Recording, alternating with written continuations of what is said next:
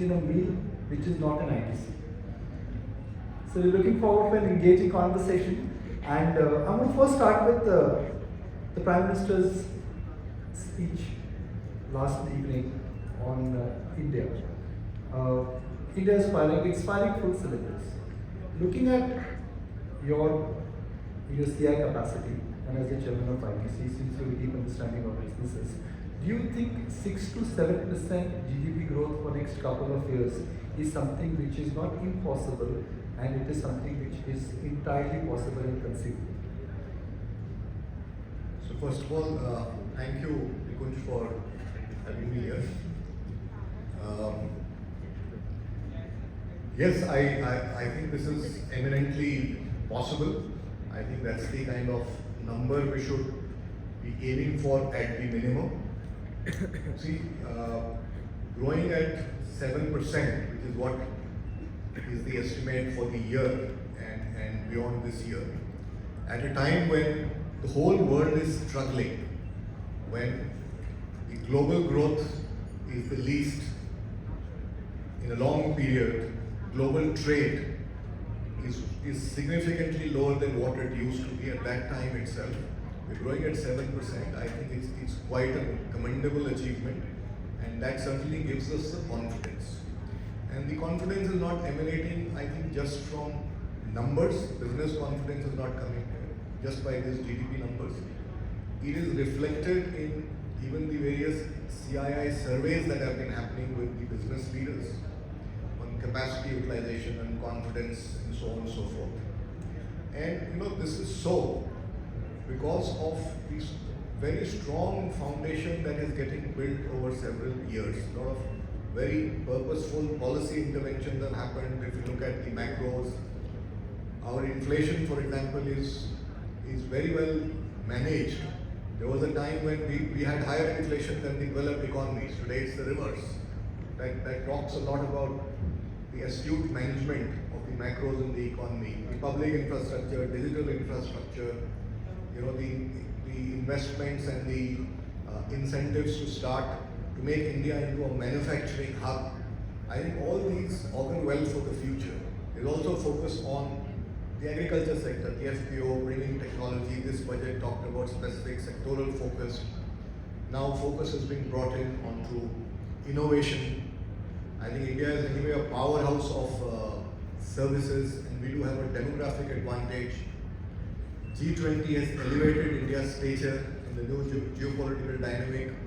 India is the center of attraction. It's very important from a supply chain diversification, and it's only India that has the talent and the competitive operating ecosystem and the scale to be able to provide that kind of supply chain diversification. We know that we have a lot of tourism assets. That's the new vector that we see from a policy perspective that is going to be pursued. And we do see in the budget and whatever the Honorable Prime Minister also said yesterday, that the commitment to making the policy framework better, dealing with some bigger ticket issues, the commitment and the intent is very much there. So I think considering all of this, I think it's a very good time for India. It's certainly India's decade, and probably even beyond that. So I see no reason why we should not be growing at least that number. Mr. Puri, ITC is Bharat itself, from agri to hotel, from cigarette to FMCG to paper. Now, post-COVID, all kind of nomenclatures are being used to describe India and the rural economy. Since you connected with the rural economy, if I could encourage you to connect the dots and share with us that what is happening to the rural economy? If India is growing, why is the rural economy not growing? And if 20% of Indians are accounting for 80% of the consumption, but 80% of Indians still account for 20% of the consumption, if that will not grow, the base would be shaky. So it's a very good point you have brought up. I think the way to look at it is that I think the Indian economy and even the rural has been very resilient. I think your question emanates from the fact that the reported numbers of GDP, the consumption growth has not been as much as one expects it to be. But I think I'm quite at one level reassured that the economy is resilient, it is growing, and it is growing after a spate of very serious challenges. It went through COVID, it went through huge amount of inflation on the geopolitical crisis on account of that. It has faced the brunt of extreme weather events, and we know there are some there is a larger indexing to agriculture in the rural side. Despite that, it is resilient, it is growing, maybe not growing as much as we would like it to be, and it is so because I think a lot of good actions have happened. You see the infrastructure that's been created, the connectivity that the rurals have got, the focus on housing, the focus on digitization. I think the direct benefit transfer, the stuff like free food grain distribution. I think these are some of the very important steps taken in terms of the investment in the rural economy, and that's why we are seeing that it's quite resilient. Now, I see no reason why the growth rates will not progressively improve over a period of time. One or two good crop cycles, and we will see the whole situation completely turn. Because there is definitely a lot more potential there, and I'm quite optimistic that it's going to turn around sooner than later. There are a lot of actions also being taken to help farmers mitigate the impact of climate change. It's not easy, but some steps are already being taken, and all that I think certainly augurs well, and it's certainly going to, I think, perform much better going forward than we have experienced in the recent past. But in the backdrop of where we are, I think I would be quite reassured that it's resilient. It's fairly resilient and still continuing to grow. So, Mr. Puri, 6 to 7% GDP growth, I add the inflation multiplier, that makes it 11 to 12% growth. ITC is always growing higher than the nominal GDP growth. So, can I assume that if India will grow at 6 to 7%, ITC will continue to grow at 14 to 15% at least?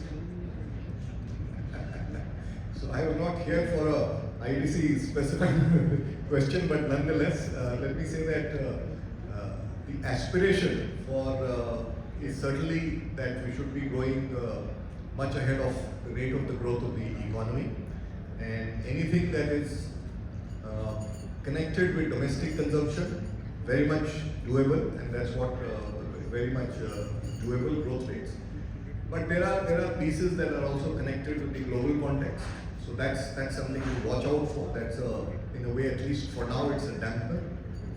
But there is potential as far as the Indian economy is concerned, and that's how we are looking at it. That's how we are architecting our future. We are preparing our portfolio of growth not only for today, tomorrow, and day after.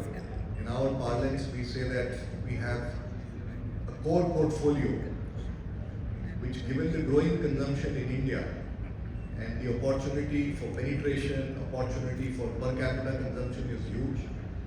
We're saying that we need to, on one hand, scale that up, to use that to address adjacencies, and three is also build categories of the future.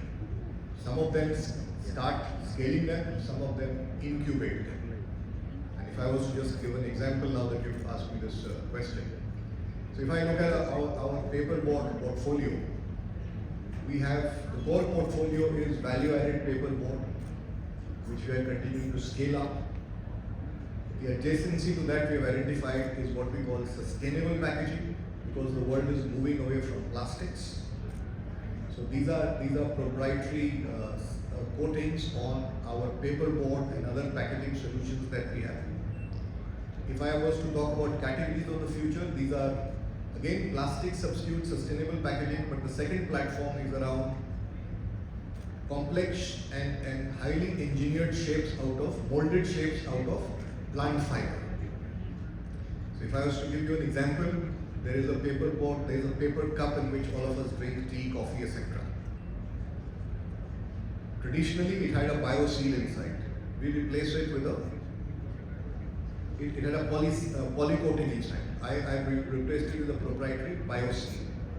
But the cap, which is a complex shape and must be leak proof, is still made out of plastic. So the second platform is going to develop a substitute to that, which is something that should start in March or April of this year. So that's the way we're looking at it. Similarly, if I look at but I can eat dal bukhara and that. Every time I come to Taj, they say the following, that we will match ITC hospitality, but we can never match the dal makhani and bukhara. So क्या recipe बताओ मुझे? even I don't know.